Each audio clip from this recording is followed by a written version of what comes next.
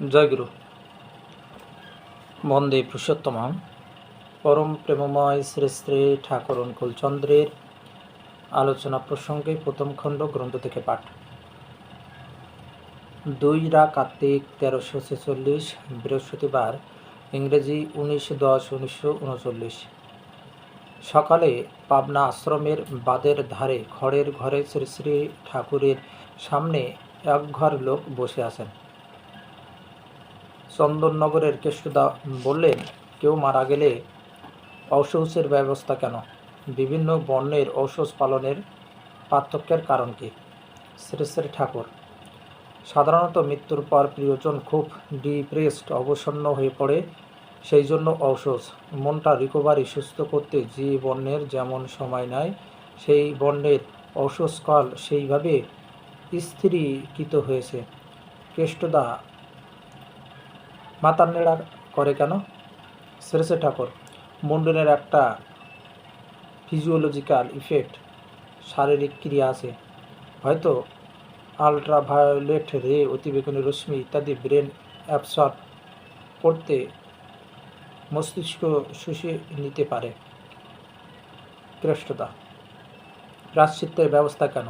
শ্রী শ্রী ঠাকুর, প্রায়শ্চিত্ত একটা সাইকোফিজিওসিয়াল ট্রিটমেন্ট, শারীর মানস চিকিৎসা বিশেষ। কতকগুলি জিনিস খেতে হয়, তার মেডিসিনাল ইফেক্ট, ভেষজক্রিয়া আছে। যেসব নার্ভ ইমপ্রিয়ার্ড স্নায়ু ক্ষতিগ্রস্ত হয়, তা ইনভাইগোরেট, সতেজ করে। আর ওর আদত কথা হলো চিত্তশুদ্ধি। জনৈক দাদা, মুন্ডন মানে কি? শ্রী শ্রী ঠাকুর, মুন্ডন মানে আত্মসমর্পণ, মুন্ডন মানে মুন্ডন অফ দ্য বিং, সত্তার। কথা বলতে লাগলেন, আমরা রাশিয়া জাপানের কথা শুনে অবাক হয়ে যাই, কিন্তু একদিন অন্য দেশ আমাদের কথা শুনে অবাক হয়ে যেত। ব্রাহ্মণেরা গবেষণা করতেন মাসের পর মাস, তখনকার মতন নতুন নতুন মডেল অফ মেশিন রকমের যন্ত্র বের হতো। ল্যাবরেটরিতে গবেষণা করে তারা কত কি বের করতেন। তাদের কাজ ছিল ঋত্বিকদের মতো। তারপর ক্ষত্রিয়রা আর একটু গ্রোসার, স্থূল কাজ করতেন। ক্ষতের থেকে ত্রাণ করা ছিল তাদের কাজ। বৈশ্যরা অন্যের ব্যবস্থা করতেন। দ্বিজেরা সদাচারগুলিকে অভ্যাসে পরিণত করে ফেলতেন। সদাচার তাই যা কিনা বাঁচিয়ে রাখে, যেমন প্রস্রাব করে জল নেওয়া, মুখের মধ্যে আঙ্গুল না দেওয়া, নাক ঝেড়ে হাত ধোয়া ইত্যাদি। হাইজিনিক স্ট্যান্ড পয়েন্ট থেকে, স্বাস্থ্যের দিক দিয়ে এসবের অবশ্য প্রয়োজন। সদাচার যারা পালন করে, তারা আবার অনাচারে সহজে আক্রান্ত হয়ে ওঠে। সদাচার বিরুদ্ধ কোনো কিছু তাদের সহ্য হয় না। উপনয়ন সম্পর্কে বললেন, উপনয়ন মানে উপনীত হওয়া। গুরু গৃহে উপনীত হয়ে উপনয়ন গ্রহণ করতে হতো। উপনয়ন হলো আমাদের পূর্বপুরুষের স্বীকৃতি। উপনয়ন গ্রহণ না করলে আমাদের ঋষি মহাপুরুষদের সঙ্গে যে কোনো সম্পর্ক ছিল তাই যেন বোঝা যায় না। মুসলমান কর্মচারীরা বেশ নামাজ পড়বার জন্য ছুটি নেয়, কিন্তু আমাদের হিন্দুদের সন্ধ্যা করবার জন্য ছুটির ব্যবস্থা নেই। এ তো আমাদের দোষে। এক ভাই যদি সন্ধ্যার জন্য ছুটি চায়, আর একজন বলবে না, আমি কাজ করব। কি যে আমাদের অধঃপতন! আমরা এক হতে পারি না, আর ভগবান আমার সামনে জুটিয়ে দেন দৃষ্টান্ত।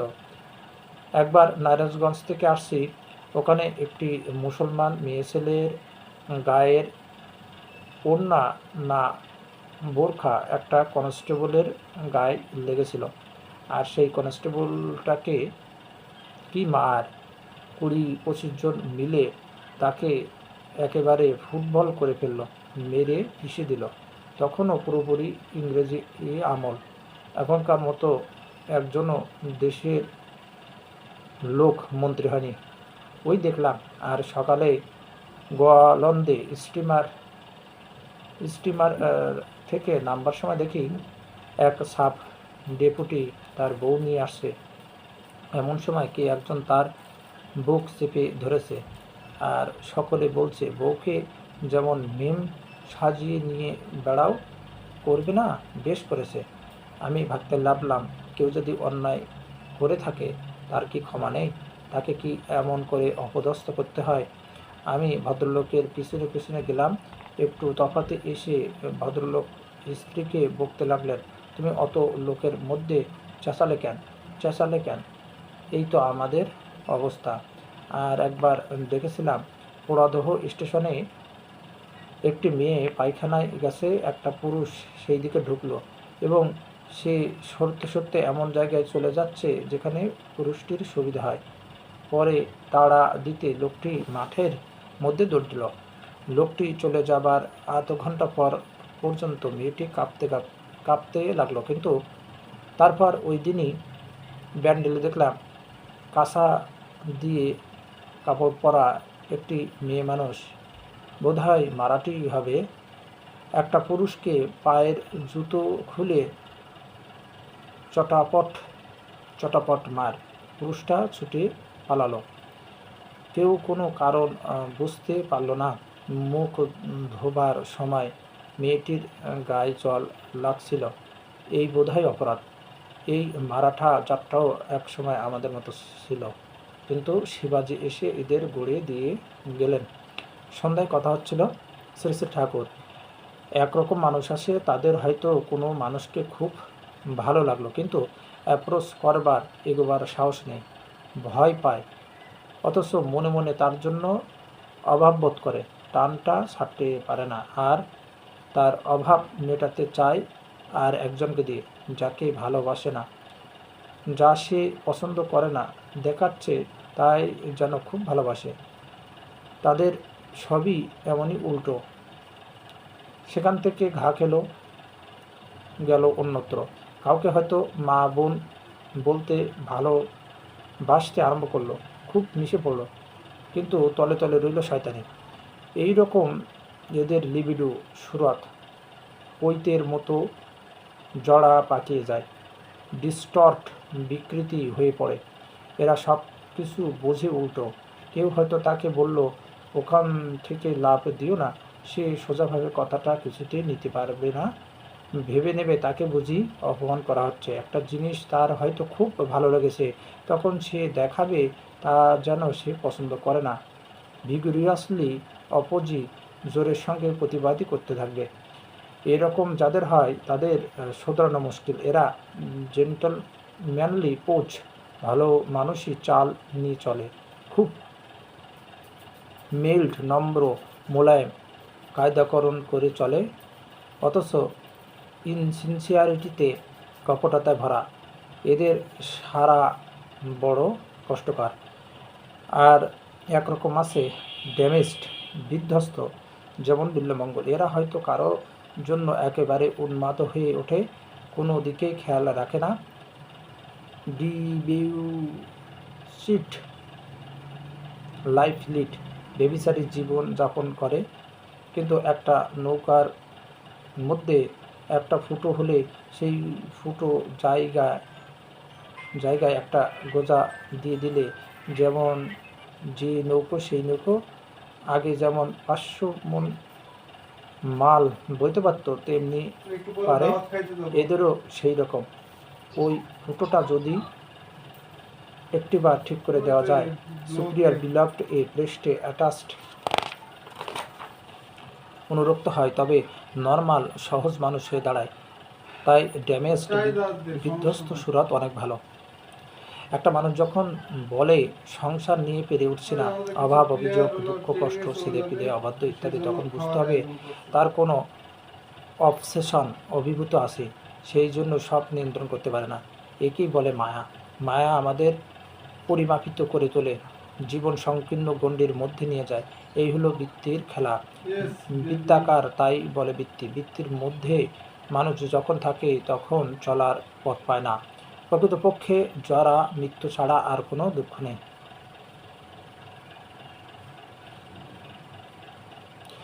অন্য যা কিছু জীবনে আসে তা আমাদের বলে, আমাদের গ্রহণ করো, আমাদের দিয়ে তুমি পুষ্টি সংগ্রহ করো। সব কিছু আসে আমাদের সার্ভ, সেবা করতে। আমাদের প্রিন্সিপাল আদর্শ থাকলে ওরাই খোরাক হয়ে দাঁড়ায়। যাই আসুক না কেন আমরা ঘাবড়াই না, ওদের জীবন বৃদ্ধির কাজে নিয়োগ করতে পারি। এক দাদা পরোপকার ও দেশ সেবার কথা তুললেন। শ্রী শ্রী ঠাকুর, ভালো মন্দ যাই করি না কেন প্রিন্সিপাল আদর্শ না থাকলে কিছু ইন্টিগ্রেটেড সংহত হয় না।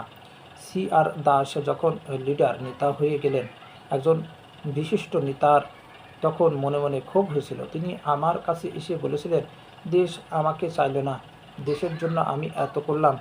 আমি বললাম, তা তো হবেই, আপনি তো কাউকে ফুলফিল পরিপূরণ করার জন্য এসব করেননি। প্রথমে উনি কথাটা বুঝতে পারেননি, পরে মৃত্যুর আগে বুঝেছিলেন। আমরা যদি কারো উপকার করতে চাই এবং কোনো প্রত্যাশা রাখি, তখনই সে রিজিড, কঠোর হয়ে ওঠে। ভাবে, ও তুমি 3 পয়সা দিচ্ছ 5 পয়সা পাবার লোভে। সে সব চালাকি খাটছে না। আত্মস্বার্থ, আত্মপ্রতিষ্ঠার জন্য কাজ করলে অমন না হয়ে পারে না, কিন্তু ইষ্টস্বার্থ, ইষ্টপ্রতিষ্ঠার জন্য করলে অন্যে তোমার ইষ্টের প্রতি ও সেই সঙ্গে তোমার প্রতি অনুরক্ত হয়ে ওঠে। তুমি হয়তো বললো, ভাই তোমাকে যা পারলাম দিলাম, তোমার কাছ থেকে আমি আর ফিরে চাই না। ভাই, আমার দশাও এরকম ছিল, তার দয়ায় আমি এখন সব বুঝেছি, সার্থক হয়েছি। এতে মানুষ অটোমেটিক্যালি গ্রেটফুল, সতই কৃতজ্ঞ হয়। কোনো মানুষ এতেও যদি ভালো না হয়, তবে বহুদিন ধরে ইষ্টানুগ সেবা ও অনুধাবন করলে ঠিক হয়ে যায়, যদি কি না জন্মগত ব্যত্যয় না থাকে। প্রকৃতির নিয়মই এইরকমই। তুমি হয়তো তোমার স্ত্রীর ডালে ফোড়ন দিয়ে দিচ্ছ, তরকারি করছো, ছেলে মেয়ে রাখছো, অথচ তোমার পুরুষত্ব নেই। তোমার স্ত্রী তখন তোমাকে পেয়ে বসবে, তোমার উপর দৌরাত্ম্য করবে, তোমার জন্য এতটুকু ভাববে না, তোমার কথা শুনবে না। কিন্তু তুমি যদি বলো, তোমার মতো কত মেয়ে আছে, তুমি যদি আমার মা বাবার সেবা না করো, তুমি আমার কেউ নও, দেখবে তোমার স্ত্রী আপনা থেকেই ঠিক পথে চলবে। মানুষকে বৃত্তিমাফিক সেবা করার ফলে উভয়েরই সর্বনাশ হয়, কিন্তু শ্রেয় কাউকে ফুলফিল, পরিপূরণ করার জন্য যদি সেবা করা যায়, সকলেই মঙ্গলের অধিকারী হয়। যতীনদা, একজন দেখে কি করে বুঝবে যে ইনি আমার গুরু হবার উপযুক্ত কিনা? বিশ্বাস আসবে কি করে? শ্রী শ্রী ঠাকুর, দেখা মাত্রই কি বোঝা যায়? কেউ কেউ পারে, তবে সঙ্গ করলে বোঝা যায়। সংঘাত সঞ্জয়তে শ্রদ্ধা, শ্রদ্ধায়া দৃষ্টিশুদ্ধতা, শুদ্ধের হি বিশ্বাস, বিশ্বাসাৎ নির্বিচারতা, নির্বিচারাৎ ভবেৎ প্রেম, প্রেমনস্যাত্মসমর্পণম। সঙ্গ করলে শ্রদ্ধা আসে, শ্রদ্ধার ফলে দোষ দর্শন দূর হয়ে যায়। ভালোটাকে মন্দ বলে দেখার প্রবৃত্তি থাকে না, আর মন্দ বলে কিছু দেখতেও পায় না। তারপর আসে বিশ্বাস। বিশ্বাস আসলে আমরা প্রশ্নশূন্য হয়ে দাঁড়াই, তৃপ্তিতে আমাদের মন ভরে যায়। এতে জন্মে প্রেম, ভালোবাসা, টান, আর প্রেম আত্মসমর্পণে পরিণত হয়। প্রিয় ছাড়া আমরা আর কিছু জানে না। শ্রী শ্রী ঠাকুর হরণদাকে ভদ্র ডেকে একজন রোগীর জন্য 8টা কমলা আনতে দিলেন। ইষ্টপ্রাণতা প্রসঙ্গে কথা উঠল। বললেন, ইষ্টপ্রাণতা 3 রকমের। সবচেয়ে ভালো হলো প্যাশন পারভেডিং অ্যাটাচমেন্ট, বৃত্তিভেদী অনুরাগ। যে বৃত্তি আমার ইষ্টকে ফুলফিল, পরিপূরণ করে না, তার সঙ্গে কোনো সম্পর্ক নেই। আর যা কোনো না কোনোভাবে ইষ্টকে ফুলফিল, পরিপূরণ করে, সেই সম্বন্ধে আমার কোনো প্রশ্ন নেই, করবই। আর একরকম প্যাশন কম্প্রোমাইজিং বৃত্তির সঙ্গে আপোষকারী। আমার কমপ্লেক্স প্রবৃত্তি এর সঙ্গে যতটুকু খাপ খায়, ইষ্টকে ততটুকু ফলো অনুসরণ করি। আর নিকৃষ্ট হচ্ছে প্যাশনিউট প্রবৃত্তিমুখী। এখানে ইষ্টকে আমার বৃত্তির ফুলফিলমেন্টের পূরণের জন্য ইউটিলাইজ ব্যবহার করি। ঠাকুর, আমি তোমায় কত ভক্তি করি, ডাকি, দিন রাত কাঁদি, ঠাকুর ওই মেয়েটির সঙ্গে আমার বিয়েটা যদি ঘটিয়ে দাও। তাহলে তুমি প্রকৃত ঠাকুর, তবে তোমার ভোগ দেব ইত্যাদি। এরপর কৃষ্ণদা ভট্টাচার্য, ভোলানাথ দাস সরকার প্রমুখ এসে পড়লেন। আজ সারাদিন শ্রী শ্রী ঠাকুর কৃষ্ণদার কথা বারবার জিজ্ঞাসা করছেন। কৃষ্ণদা আসতে কি স্ফূর্তি বললেন, আমি ভাবছিলাম আপনি হারিয়ে গেছেন নাকি। কৃষ্ণদা ও উপস্থিত সকলেই হেসে ফেললেন। শ্রী শ্রী ঠাকুরও সঙ্গে সঙ্গে হাসতে লাগলেন। ভোলানাথ দা পায়ের ব্যথার কথা জানালেন। শ্রী শ্রী ঠাকুর আনন্দ আবেগে বলতে লাগলেন, আপনি ওই নেওড়া পা নিয়ে যা করে এসেছেন সে তো একটা অমানুষিক কাণ্ড, আমি তো ভাবতে পারিনি। শ্রী শ্রী ঠাকুরের মুখে এরকম প্রাণ মাতানো কথা শুনে দুনিয়ার দুঃখ কষ্ট সব ভুলে যেতে হয়। যারা শোনে, যারা দেখে থাকে, তারাই শুধু বোধ করতে পারে এই মর্ম। শিরায় শিরায় আনন্দের ঢেউ খেলে যায়। বিশ্বগ্রাসী ব্যগ্রতা নিয়ে নিখিলের রন্ধ্রে রন্ধ্রে তাকে প্রতিষ্ঠা করবার উন্মাদ আকাঙ্ক্ষা তাদের উদ্বেল করে তোলে।